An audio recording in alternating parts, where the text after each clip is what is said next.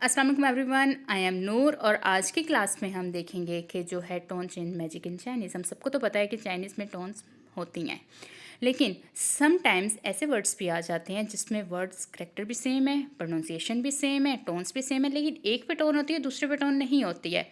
और समटाइम्स ऐसा भी होता है कि वर्ड्स डिफरेंट होते हैं, एक पे टोन होती है दूसरे पे टोन नहीं होती है। और मोस्टली ये सेकंड वाले पार्ट पे होता है कि सेकंड वाला जो सिलेबल है वहाँ पे टोन नहीं होती है। तो ये जब भी मैं पढ़ती थी चाइनीज़ स्टार्ट में, तो मेरे दिमाग में ये क्वेश्चन बहुत ज़्यादा आता था कि ऐसा क्यों होता है, किस वजह से, ये क्या रीज़न है, किस वजह से सेम होने के बावजूद एक पे टोन है और एक पे नहीं है। क्या आपके भी दिमाग में कभी ऐसा आया था? तो चलिए चल के देखते हैं कि in Chinese every syllable has a tone. आप ये देख सकते हैं इस चार्ट में हर एक के ऊपर एक एक टोन है। जितने भी यहाँ पे वर्ड्स हैं सबके ऊपर कोई ना कोई टोन है। फर्स्ट टोन जिसको हम कहते हैं, सेकंड, थर्ड और फोर्थ टोन्स हमारे पास होती हैं। मोस्टली हमें यही पढ़ाया जाता है, लेकिन आपको पता है इसके अलावा भी एक टोन है। वो कौन सी है? चलिए चल के देखते हैं कि हमारे पास है but sometimes one syllable loses it's tone, कि एक सिलेबल के ऊपर टोन नहीं होती है because its light and short, that's called the neutral tone, जिसको न्यूट्रल या फिफ्थ टोन भी कहा जाता है, क्योंकि ये हमारी जो साउंड होती है इसको लाइट कर देती है और ये अनस्ट्रेस्ड होती है और इमोशनली सॉफ्ट होती है। इसको बड़ा सॉफ्ट और पोलाइटली बोला जाता है, क्योंकि जो चाइनीज़ होते हैं वो अपनी लैंग्वेज को बहुत ज़्यादा खूबसूरती से इसको बोलते हैं, जिसकी वजह से उन्होंने इस तरह से किया है कि अपनी ज़ुबान को ज़्यादा से ज़्यादा पोलाइट रख सकें। जिससे क्या होता है, न्यूट्रल जो टोन होती है makes Chinese speech sound natural, polite and rhythmic. तो चलिए चल के देखते हैं कि इसमें हमारे पास जो एग्जांपल्स हैं वो कौन कौन सी हैं।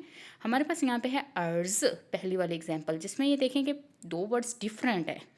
सेकंड वाली जो है ज बिकम न्यूट्रल टोन, फिर है ई फू, फू पे हमारे पास कोई टोन नहीं है जो कि क्लॉथ के लिए यूज़ होता है।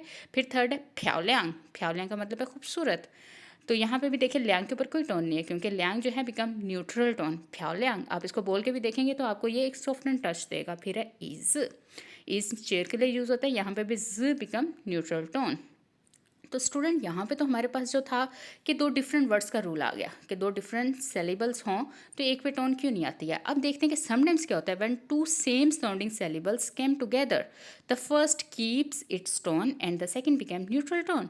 सिंपली कि जब दो सेम एक जैसे वर्ड्स आएंगे तो एक अपनी टोन हमेशा रखेगा, दूसरा जो है वो अपनी टोन लूज़ कर देगा और वो बन जाएगी नेचुरल टोन। क्यों? क्योंकि वो इस लफ्ज़ को, तलफ़ुज़ को वो सॉफ्ट से बोलना चाहता है, सॉफ्टली बोलना चाहता है। जैसे हमारे पास यहाँ पे एग्जांपल ये वर्ड्स आप देख सकते हैं पिक्चर से, जो मैंने HSK 1 की पिक्चर्स बुक से ली हुई है। इसमें भी देखें यहाँ पे एक के ऊपर टोन है, दूसरे के ऊपर टोन नहीं है। तो चलिए चल के देखते हैं इसके अलावा भी कोई वर्ड्स हैं। हमारे पास है शिए शिए। जब हम चाइनीज़ वन सीखते हैं नीहाओ के बाद जो ये सबसे ज़्यादा बोले जाने वाला वर्ड है शिए शिए, लेकिन आपने भी कभी नोट किया ये भी उन्हीं वर्ड्स में से एक है कि एक पे टोन है दूसरे के ऊपर टोन नहीं है। क्यों? क्योंकि ये साउंड को सॉफ्टर बना देता है। फिर है खन खन। खान तो हम सबको पता है टू सी के लिए, लेकिन खन खन टू टेक अ लुक, इसमें भी हमारे पास एक पे टोन है दूसरे पे टोन नहीं है। Same rule, to sound softer. फिर है पापा, फादर के लिए यूज़ होता है, जो कि ये भी हमारे पास सेम रूल है। फिर है मामा, मदर के लिए यूज़ होता है और ये भी हमारे पास जो साउंड है उसको सॉफ्टर बना देता है। तो स्टूडेंट ये था आज का हमारी क्लास का जो हमने टोन्स के बारे में देखा था। लेकिन आप मुझे कमेंट सेक्शन में लाजमी बताइएगा कि आपको पहले से ये सब पता था और आपके जहन में इनके अलावा भी कोई वर्ड्स हैं जो कि सेम साउंड हो लेकिन उनके जो है टोन्स डिफरेंट हो, या वर्ड्स भी डिफरेंट हो, एक पे टोन हो और दूसरे पे ना हो। तो मुझे कमेंट सेक्शन में लाजमी बताइएगा। तो चलिए चल के फिर इस क्लास को आज यहीं पे ख़त्म करते हैं, फिर मिलते हैं अगली वीडियो में। तब तक के लिए अल्लाह हाफिज़ and don't forget to subscribe and follow my channel.